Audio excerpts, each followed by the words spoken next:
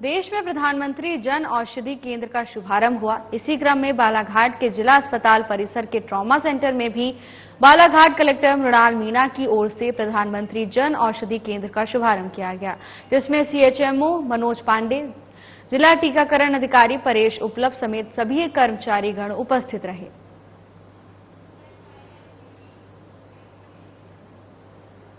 देवास जिले के नेमावर में आसपास और दूर दराज से बड़ी संख्या में श्रद्धालु गणेश प्रतिमाओं के विसर्जन के लिए नेमावर पहुंचते हैं। श्री गणेश प्रतिमा सुनिश्चित करने के लिए नगर पंचायत नेमावर द्वारा सुरक्षित गणेश प्रतिमा विसर्जन के विशेष प्रयास किए गए। इसी के तहत नर्मदा तट पर अस्थायी कुंड का निर्माण कराया गया। वहीं विसर्जन स्थल पर विशेष साफ सफाई, प्रकाश आदि की व्यवस्था को ध्यान में रखते हुए कार्य किया गया। एएसआई विजय जाट ने गणेश प्रतिमाओं के विसर्जन करने आने वाले श्रद्धालुओं से अपील की है कि वो गणेश जी की प्रतिमा का विसर्जन नगर परिषद द्वारा बनाए गए कुंड में ही करें और मां नर्मदा को स्वच्छ बनाने में प्रशासन का सहयोग करें। द्वारा बाहर से आए हुए गणेश प्रतिमाओं के विसर्जन के लिए कुंड की व्यवस्था की जा रही है। मां नर्मदा के जल को शुद्ध एवं पवित्र बनाए रखने के लिए जो केमिकल से बनी हुई गणेश जी की प्रतिमाएं हैं, इनको कुंड में ही विसर्जित करवाया जाएगा, ऐसी प्रशासन की मंशा है। और सभी श्रद्धालुओं से निवेदन है कि वो भी कुंड में गणेश प्रतिमा विसर्जन करें। देवास जिले के नेमावर में 8 स्थानों पर भगवान गणेश की प्रतिमाओं की स्थापना कर 10 दिनों तक विधि विधान से पूजा अर्चना की गई। इस दौरान सांस्कृतिक और धार्मिक कार्यक्रम की धूम रही। वहीं 10 दिवसीय गणेश उत्सव के समापन के पश्चात गणेश प्रतिमाओं का विसर्जन चल समारोह नेमावर नगर के प्रमुख मार्गों से गणपति बप्पा मोरिया के जय घोष के साथ गणेश प्रतिमाओं को ट्रैक्टर में विराजमान कर नगर भ्रमण कराया गया, जहां श्रद्धालुओं ने भगवान श्री गणेश की पूजा अर्चना कर विदाई दी। इस दौरान बड़ी संख्या में युवा श्री गणेश जी की भक्ति में नृत्य करते नजर आए। वहीं चल समारोह नगर के साथ प्रमुख मार्गों से होते हुए मां नर्मदा के तट पहुंचा, जहां भगवान गणेश जी की विधि विधान से पूजा अर्चना कर नर्मदा तट पर नगर परिषद की ओर से बनाए गए कुंड में विसर्जन किया गया।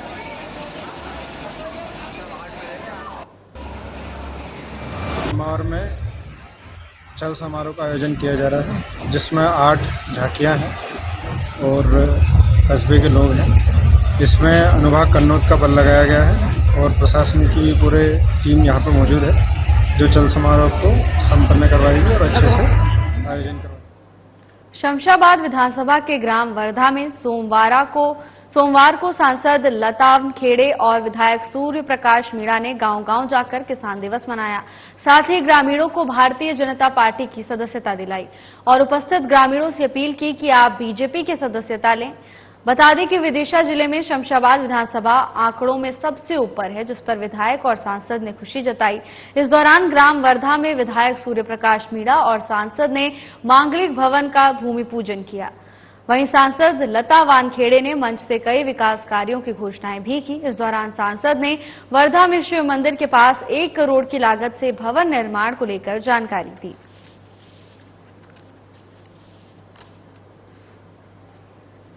आज हमारी कंटिन्यू मतलब हमने जब से विधानसभा में प्रवेश किया है, कम से कम 7 से 8 जगह हम लोगों ने सदस्यता का कार्यक्रम किया है। जहां जहां किसान भाई हमारे मिले, वहां पर हम लोगों ने सदस्यता का कार्यक्रम किया है। माननीय विधायक जी ने पहले से कार्यक्रम तय करके रखा था और हमारा आज का आने का उद्देश्य ये था कि हम किसानों की सदस्यता कराएंगे और साथ में भूमि पूजन, तो पार्टी का ही कार्यक्रम था ये आज आने का। यदि हम 5 विधानसभा की बात करें विदिशा जिले की, तो शमशाबाद विधानसभा आज भी टॉप पे चल रही है सदस्य बनाने। क्या कहना चाहेंगे आप? ये हमारे कार्यकर्ताओं के पुरुषार्थ का परिणाम है। हमारे 5 मंडल अध्यक्ष हमारे विधायक जी के नेतृत्व में, उन्होंने जब हम बूथ विस्तारक योजना के समय भी यहाँ पर आए थे प्रभारी के रूप में, उस समय भी बहुत अच्छा यहाँ पर काम हुआ था। और मुझे लगता अभी भी सदस्यता अभियान में भी हम शमशाबाद हमारी आगे भी टॉप पर रहेगी, क्योंकि आज हमने सभी मंडल अध्यक्षों से आह्वान किया है कि ज्यादा से ज्यादा सदस्य बनाइए।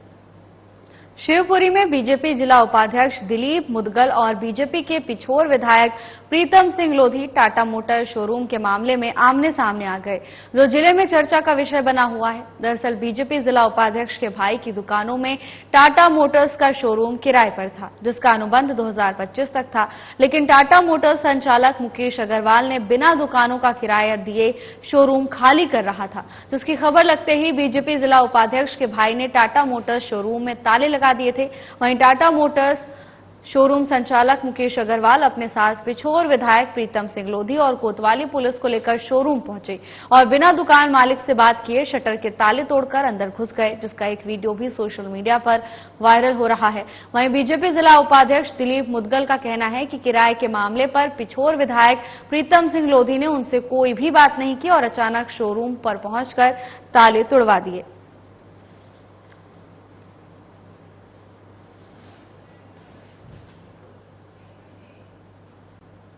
चक्रवर्ती पब्लिक स्कूल बैहर की कक्षा 8वीं की छात्रा पराकाष्ठा यादव ने टेबल टेनिस में राज्य स्तरीय प्रतियोगिता में अपना स्थान सुनिश्चित किया है। पराकाष्ठा ने 11 सितंबर को जिला कट्टी में हुए संभाग स्तरीय टेबल टेनिस प्रतियोगिता में अन्य जिलों के प्रतिद्वंदियों को परास्त कर दतिया में होने वाले राज्य स्तरीय प्रतियोगिता में स्थान बनाया है। पराकाष्ठा यादव बालाघाट जिले से इस प्रतियोगिता में राज्य स्तर के लिए चयनित होने वाले एकमात्र खिलाड़ी हैं, जो अपने वर्ग में जबलपुर संभाग का प्रतिनिधित्व करेंगी। स्कूल के प्राचार्य डीडी चक्रवर्ती ने छात्रा को संस्था का गौरव बताया और छात्रा के भविष्य के लिए शुभकामनाएं दी।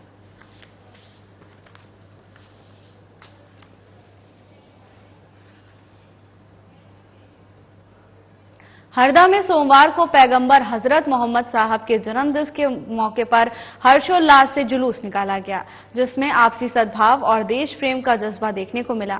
हरदा जिले में सभी तहसील स्तर पर निकले जुलूस में शामिल लोग इस्लामिक झंडे लहराते हुए चल रहे थे। इसमें हिंदू भाइयों ने भी बढ़ चढ़कर शामिल होकर मुस्लिम समाजजनों का पुष्प वर्षा कर स्वागत किया, तो वहीं दूसरी ओर मुस्लिम समाज के लोगों ने भी सद्भावना और आपसी भाईचारे को बनाए रखने के लिए जुलूस के दौरान शहर के चौक चौराहों पर सिद्धि विनायक मंदिर के पुजारी का पुष्प माला पहनाकर स्वागत किया। इस दौरान दोनों समुदाय के लोगों ने जिले की पहचान गंगा जमुनी तहजीब को बनाए रखने और आपसी भाईचारे को बनाए रखने की बात कही। जुलूस को लेकर पुलिस राजस्व प्रशासन की व्यवस्था चाक चौबंद रही। सुरक्षा की दृष्टिकोण से जगह जगह पुलिस बल तैनात किया गया। मोहम्मदी यानी प्यारे नबी सल्लल्लाहु अलैहि वसल्लम की पैदाइश की खुशी में जश्न मनाया और हर घर फातिहा हुई और अभी बाद जुलूस के फातिहा खानी हुई और दरूद सलाम भी हुआ। चीज़ों में अमन सुकून के लिए दुआ भी की गई और नातखानी भी हुई, सबके लिए दुआए मग़फ़िरत भी की। बैहर में हुई अतिवृष्टि से वन परिक्षेत्र भैसन घाट अंतर्गत आने वाले ग्राम कदला में 3 मकान क्षतिग्रस्त हो गए और पूरा अनाज पानी से भीगकर खराब हो गया। उक्त पीड़ित परिवारों के पास खाने का राशन भी नहीं बचा। तो वहीं वन अधिकारी कैलाश बामनिया ने वन अमले भरत नेताम पस अधवार रघुनाथ मार्सकोले वन रक्षक कदला के साथ क्षेत्र का भ्रमण किया और पीड़ित लोगों से हाल जाना। इस दौरान मौके पर पहुंचे अधिकारी ने पीड़ितों को 10-10 दिन का राशन और 1-1 हजार रुपए की आर्थिक सहायता देने की बात कही। उन्होंने कहा कि जरूरतमंदों और बेसहारा की मदद करना ही मेरा संकल्प है।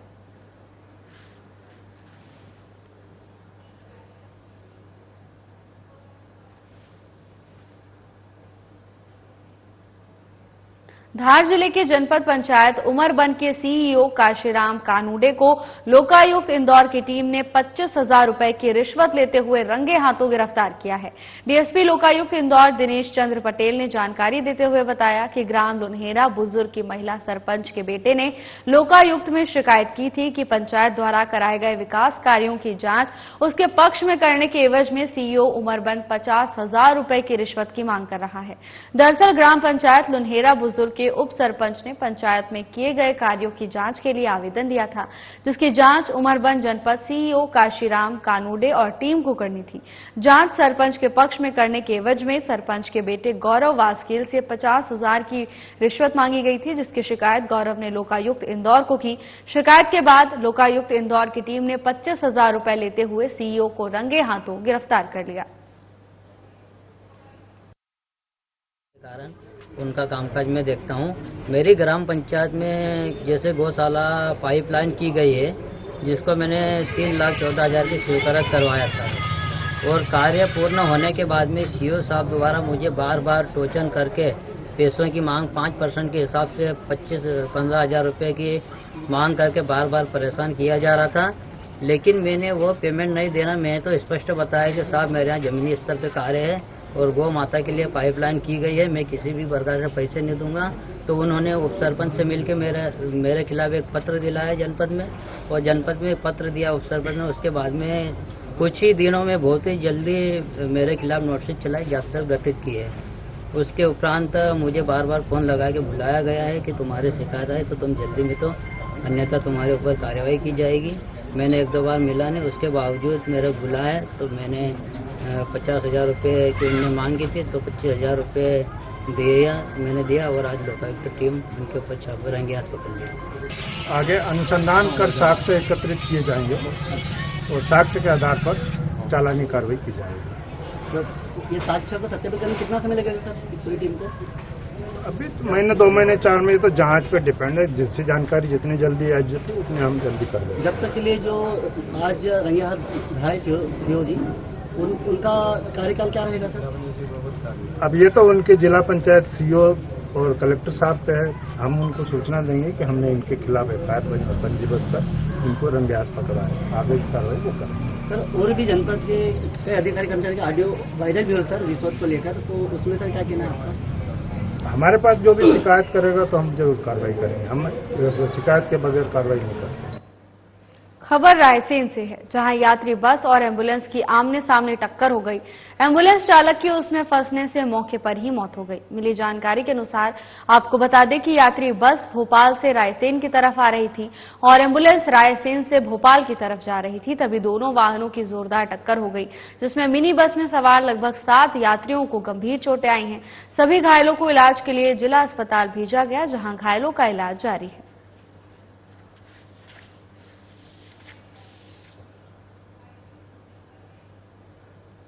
सीहोर जिले के इछावर के नादान में वाहन दुर्घटना हुई। मेहरुंदा हाईवे पर यह हादसा तब घटित हुआ जब एक ट्रॉली अनियंत्रित गति से भैंस से जा टकराया, जिसमें 4 भैंसों की मौत हो गई, जबकि 5 अन्य गंभीर रूप से घायल बताए जा रहे हैं। वहीं घटना के बाद ग्रामीणों में इस बात को लेकर रोष उत्पन्न हो गया। गुस्साए ग्रामीणों ने चक्का जाम कर जमकर हंगामा किया और प्रशासन से ठोस कार्रवाई करते हुए फरार ड्राइवर को गिरफ्तार करने की मांग की। मौके पर मौजूद पुलिस बल जाम को खुलवाने की कोशिश कर रही है।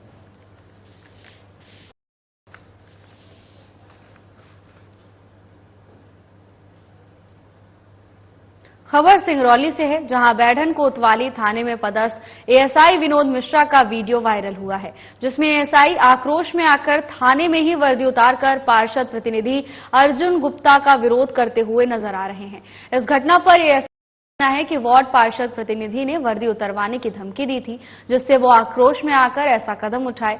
वहीं पार्षद प्रतिनिधि अर्जुन गुप्ता का कहना है कि एएसआई सिर्फ षड्यंत्र कर रहा है।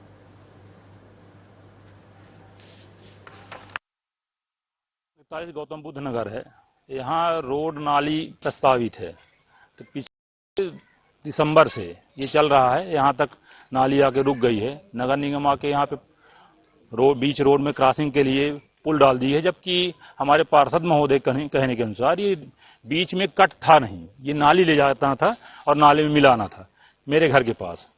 तो ये किन्हीं कारणों से ये 2-3 लोग रोक रहे हैं। आप एएसआई मिश्रा साहब हैं, गुप्ता जी हैं, ये लोग सब मिल करके इसको नाली को बनने नहीं दे रहे हैं, रोड नहीं बनने दे रहे हैं। नाली खोदी गई थी, नगर निगम खोदा था, उसको पाट करके रैंप बना लिया गया है, पोर्च बना लिया गया है। मतलब अतिक्रमण किया जा रहा है, नाली नहीं निकलने देने, पूरा ईगो लगा हुआ है। ये समस्या है कि लोगों को बरसात में अब दिक्कत जा रही है। ये जो पुलिया पड़ जाने के कारण गाड़ी का चेम्बर लड़ रहा है, टूट रहा है, नुकसान हो रहा है। नगर निगम कोई ध्यान नहीं दे रहा है। कई बार बताया गया, यहाँ तक कि हाई कोर्ट में रिट लगाया गया। रिट में आदेश हो गया है कि कलेक्टर महोदय के द्वारा 2 महीने के अंदर। दिक्कत यह है कि जब जब नाली बनती है तब विनोद मिश्रा जी हमेशा रोक लगाते हैं। जैसे कि मैंने 4 साल पहले 2019 में मैंने भी नाली पास करवाई थी, तो उन्होंने जबरदस्ती मेरे ऊपर झूठा मुकदमा करवाया, चूंकि मैंने नाली पास करवा ली है। अब ये पुलिया हरिजनों के पट्टे में जबरदस्ती डलवाए हैं। टीआई साहब मिलके, हम लोगों के लिए प्रशासन नहीं है, हम लोग के लिए प्रशासन, लाठी, महिला सब लोग आते हैं, लेकिन उनके लिए कोई नहीं आता है। नगर निगम में उनके सामने चबूतरा भी तोड़ा है और नाली के लिए पूरा मतलब 2-3 मीटर खोद भी दिया था, लेकिन उन्होंने जबरदस्ती अपना बल दिखा के कि हम पुलिस में है, इसलिए उन्होंने पटवा दिया है। समस्या सर ये गौतम बुद्ध कॉलोनी है, यहाँ पर रोड और नाली की समस्या है। मेन हमारे बगल में है ये गिरजा गुप्ता जी, ये क्या है ना अपना 3 डिसमिल में घर बना रखे हैं और अलग से 8। रायसेन एसपी पंकज पांडे ने 6 सितंबर की रात को हुए अंधे कत्ल का रविवार को खुलासा किया है। आरोपी और मृतक के बीच पैसों के लेन देन के चलते आरोपी ने मृतक की गला रेतकर हत्या कर दी थी। मामले में कार्रवाई करते हुए पुलिस ने आरोपी को गिरफ्तार कर लिया है। हत्या के खुलासे के दौरान एसपी पंकज पांडे ने बताया कि मृतक पुरुषोत्तम राय कियोस्क सेंटर चलाता है और उसका अक्सर आसपास के क्षेत्र के लोगों से पैसे का लेन देन था। आरोपी रोहित जैन को भी मृतक ने 50,000 रुपए दिए थे। मृतक आरोपी पर पैसे देने का दबाव बनाता था। इसी बात को मन में रखकर आरोपी ने हत्या की साजिश रची। मुखबिर की सूचना सहित तकनीकी साक्ष्य और सीसीटीवी कैमरे के आधार पर पुलिस आरोपी तक पहुंची और उसे गिरफ्तार कर पूछताछ की गई तो आरोपी ने अपना जुर्म कबूल कर लिया। पास में पड़ी हुई थी। इस सूचना पर गैरतगंज थाने के प्रभारी एसडीओपी बेगमगंज सभी लोग मौके पर पहुंचे, इनकी पुलिस टीम पहुंची और इन लोगों ने अपराध दर्ज किया। उसमें 302 का ये ब्लाइंड मर्डर केस था। इसके बाद फिर जो टीम गठित हुई उसने अलग अलग बिंदुओं पर जांच की। ये जो व्यक्ति था, मृतक था, ये कियोस्क पे पैसे का लेन देन करता था, कियोस्क संचालित करता था। उसके बाद में सूचना पर एक आरोपी की गिरफ्तारी की गई है।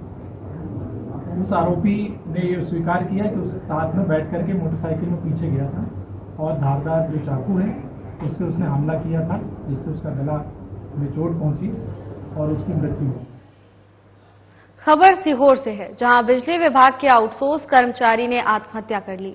आत्महत्या से पहले उसने वीडियो बनाया जिसमें उन्होंने अपने ही विभाग के ऊपर के सुपरवाइजर को जिम्मेदार बताया है। वहीं मृतक का सुसाइड नोट भी पुलिस ने बरामद किया है।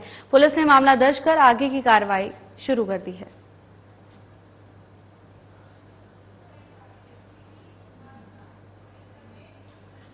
राजस्थान के बूंदी जिले में रविवार सुबह एक दर्दनाक सड़क हादसा हो गया, जिसमें मध्य प्रदेश के देवास जिले के 6 लोगों की मौत हो गई, जबकि 3 लोग गंभीर रूप से घायल हो गए। यह हादसा हिंडोली थाना क्षेत्र के लगथरिया भिरूजी क्षेत्र में जयपुर कोटा नेशनल हाईवे पर सुबह 5 बजे हुआ। श्रद्धालु एक कार में सवार होकर खाटू श्याम और रामदेवरा के दर्शन के लिए जा रहे थे, तभी उनकी कार की टक्कर एक अज्ञात बड़े वाहन से हो गई। मृतकों और घायलों की पहचान देवास जिले के बेड़ाखाल सतवास थाना क्षेत्र की बताई जा रहे हैं। तो दिन में कुछ लोग खाटू श्याम के दर्शन के लिए यहाँ से निकले थे। उसमें बेड़ाखाल से 7 लोग थे, एक पोखरकोट से था और एक धारसर से थे। ये एक ही समाज के व्यक्ति थे, सभी लोग दर्शन के लिए निकले थे। बूंदी से आज सुबह जानकारी प्राप्त हुई थी थाने से कि एक एक्सीडेंट में कुछ लोग घायल हैं, लेकिन बाद में जब स्पष्ट हुआ तो उसमें 6 लोगों की मृत्यु हो जाने की जानकारी प्राप्त हुई थी, जिसमें से 3 लोग घायल हैं। मेरे द्वारा मौके पर आकर जानकारी एकत्रित की जाकर वरिष्ठ अधिकारियों को प्रेषित की गई है। वर्तमान में उनके परिजनों को यहाँ से रवाना कर दिया गया है और जो शेष घायल हैं उनकी स्थिति स्थिर है।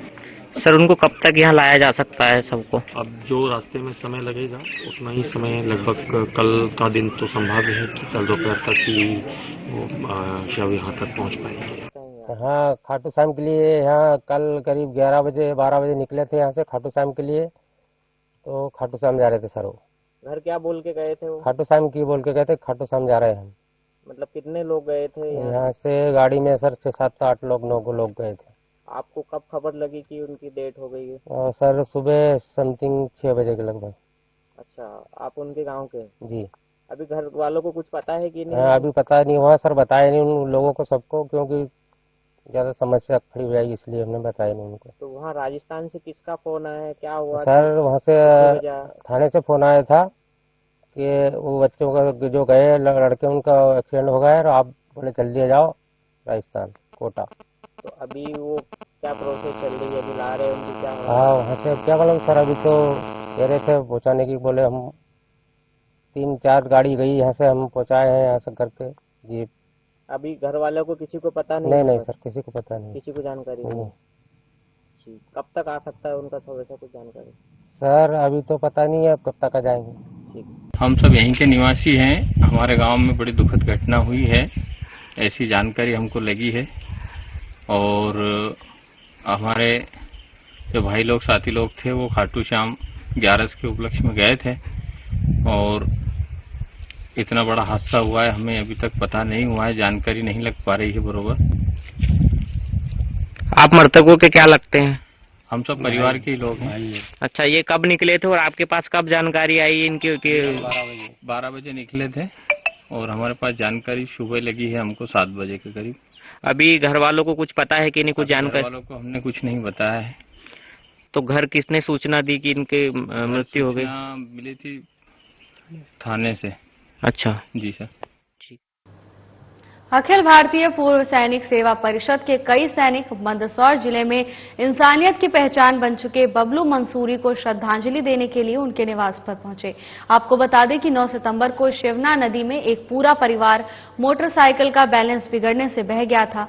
उस परिवार को बचाने के लिए बबलू मंसूरी ने नदी में छलांग लगाई। पानी में फंसे लोगों को बचाने के लिए बबलू ने अपने प्राण त्याग दिए। उन्होंने अपनी जान की परवाह किए बिना पहले उस परिवार की 5 साल की बच्ची को पानी से बाहर निकाला और स्वयं अपने प्राण त्याग दिए। इस हादसे में उस परिवार के 3 व्यक्तियों की भी मृत्यु हुई है।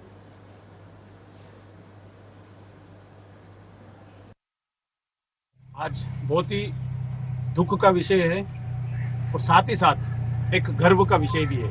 वो कहते हैं ना, भारतीय सैनिक अगर सेना में रहते हुए और सीमा पर अगर रक्षा करते हुए अपने जान की आहुति देते, बलिदान देते हैं, तो दुख भी होता है और गर्व महसूस भी होता है। उसी प्रकार का कार्य हमारे बबलू जी ने किया है। बबलू जी मंसूरी जी ने विगत 9 सितंबर के दिन एक हिंदू परिवार जो कि शिवना नदी के मध्य तेज बहाव में डूबने से 3 परिवार की मौत हो चुकी है, लेकिन उनकी बहादुरी को हम सैल्यूट करते हैं। अखिल भारतीय पूर्व सैनिक सेवा परिषद आज पूरे सैनिकों के सहित मंदसौर जिले सैनिक संगठन आज उनके बहादुरी के लिए उनके घर पे आया है और परिवार को प्रशंसा पत्र दिया एवं श्रद्धांजलि पत्र भी दिया है। साथ ही साथ हम एक बात जरूर कहेंगे कि बबलू जी मंसूरी ने बहुत ही शौर्य पराक्रम वाला कार्य किया है, भारतीयता और मानवता वाला कार्य किया है। जिस प्रकार से नाहरगढ़ को एक नाहर का दर्जा है, इसी प्रकार का एक शेर का कार्य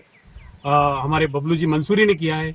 हम इसकी बहुत ही सराहना करते हैं और साथ ही साथ बबलू जी के श्री चरणों में सादर प्रणाम करते हैं।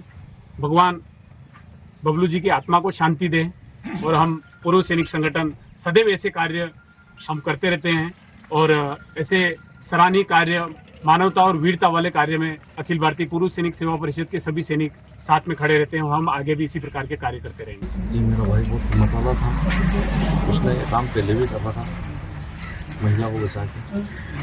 और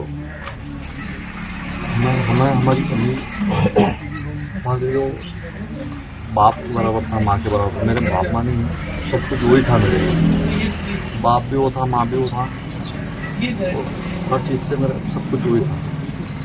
आपको सरकार की तरफ से कोई आर्थिक सहायता? जी अभी तक कुछ मिला नहीं। आज आपके घर सैनिक संगठन आया हुआ है, कैसा महसूस कर रहे हैं आप? गर्व महसूस कर रहे हैं। खबर सीहोर से है, जहां 8 वर्ष की नाबालिग बालिका से दुष्कर्म का मामला सामने आया है। मिली जानकारी के अनुसार बता दें कि पीड़िता मानसिक विक्षिप्त बताई जा रही है, जिसे आरोपी ने बिस्किट देने के बहाने बुलाकर दुष्कर्म की घटना को अंजाम दिया।